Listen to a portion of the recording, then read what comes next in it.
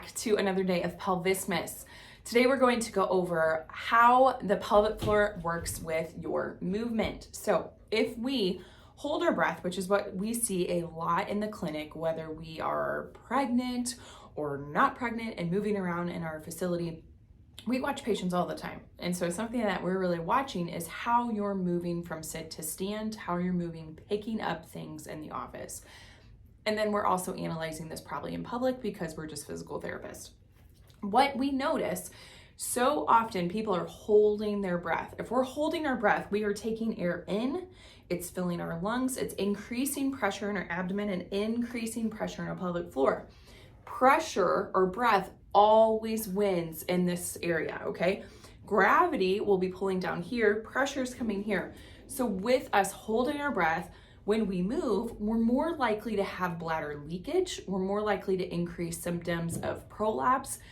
And it's more often, especially on the toilet, if we're holding our breath, if we think like that, it's creating a Valsalva maneuver, which means we are pushing pressure down. We are changing up blood pressure while we're doing it, which isn't so great. And we really want to keep more of this stable environment. So to help with the stability down in the pelvic floor, but also within your body and in your blood pressure, we want to blow as we go. Blowing out is going to take the pressure off the pelvic floor. It's going to bring that air out and then out of your body, creating more of a stable environment. Because if we hold our breath or we breathe in, pelvic floor is going to lengthen out, meaning it can't stabilize, it can't bring things close to you and keep them where we want them to be. Blowing out, it allows them to come closer and to be where they want them to be. It allows them to be stable. Blowing as you go, okay? So what we see in the clinic is people will typically, to get up off of the chair, we have them go into the bathroom and watch them get up off the toilet, same thing. People try to use their hands on their legs to get up or use the wall or the cabinet or the countertop to get up. When they do that though, again, things are pushing out. People have dribbling with bladder leakage, prolapse feeling. We may leak more stool. So think like fecal smearing. If you ever go pee and then you come back to pee the next time and you might wipe in the back and you're like, man, I got feces back there, but I haven't pooped, for like 3 hours. That can also come from this pressure system. I want to be very mindful of how we are lifting and moving our body. So as we go to get up off the chair or off the floor, wherever you're sitting right now, focus on that breath. We're not going to do anything else with the pelvic floor, but just blow. So before you even start to move, I want that air to come out of your nose or out of your lips to go stand.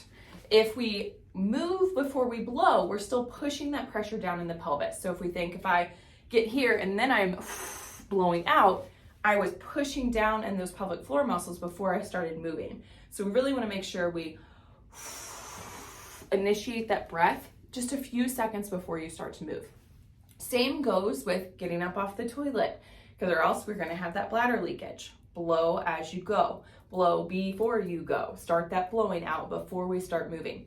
If you're going to pick something up off the ground, like weight, this is 10 pounds, or I was carrying in cases of water into the clinic today. That is heavy. It's about 10 pounds per case. If I'm lifting up a car seat or laundry, like a laundry basket, I want to blow as I go. So if I come down here, I want to get that exhale before I lift it up. Notice that breath came off my lips. Inhale before I started moving up. Same thing goes if I'm holding something and I want to come down, I can do the same. You can also practice 2 different ways. You can blow, get down here, inhale. So you're blowing on the movement going down, blowing on the movement coming up. You can also trade that up depending on how your pelvic floor is moving, where you can inhale,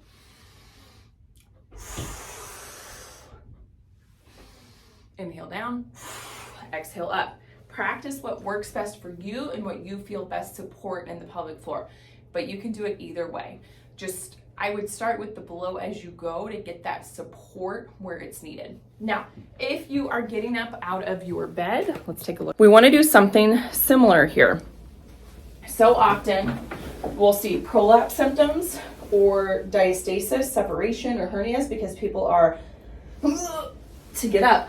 Again, that's holding pressure. We're pushing pressure out. We're pushing pressure out here, right? you can see this is popping up as I do that because I'm not getting my air out and I'm not coordinating my stomach well. I'm putting pressure here in this like dome mountain alien type looking thing. I'm also getting pressure down here because it's all squishing out, okay? So we want to think of, maybe this is the only way I can get up out of bed because I've got a wall on this side and my partner's on this side. Blow out, think ribs to pelvis.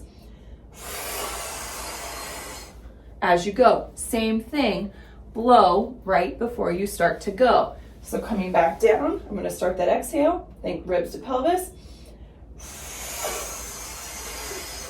When I get up, if you're like, I still feel like I got a lot of pressure, or I'm newly postpartum, you can also go from here, roll to your side, let your feet come off, use your hand to walk yourself up. Same thing going down to get yourself there, and then you can blow out as you roll back over. So exhale, blow as you go to get over, drop those feet, blow out as you use your hands to climb up, blow out as we use our hands to let us lower back down, blow out as we turn, okay? And then back to this side of the bed, because this, I did have one patient, she would get up in the middle of the night like this with her new baby, and we kept having symptoms of prolapse. So we had to go through the motions of, instead of taking your 20-pound baby to get up after they've been sleeping with you all night, roll to your side, lay them here, keep an arm on them as you crawl back up, then pick up your baby, blow out, and then blow as you go to stand. Okay. Let me know if you have any questions with that. Your challenge for today is when you're in the bathroom and you're moving from sit to stand, blow out, okay? Test that out. Then add in an additional support with a zip up or ribs to pelvis. It's very gentle. If it's a zip up, you're gonna blow out and think zipper from pubic bone up to breastbone. So right after I start the initial exhale, I'm gonna think of a zipper coming from pubic bone to breastbone to help with support down there. Or you can think ribs to pelvis as you stand. All of this contraction in the abdomen is very gentle. Think 10 cents instead of a dollar contraction. A dollar contraction would be really tight and strong. If we did that, we'd be pushing everything out. So we don't wanna go that method. Keep it very gentle, keep it less. Less is more with this type of stuff. Comment and let me know what questions you have on it. But my big challenge for you today, blow as you go anytime you're lifting anything and anytime you're getting up off the toilet or out of a chair or out of your car. Okay? Have a great day and let me know how that goes.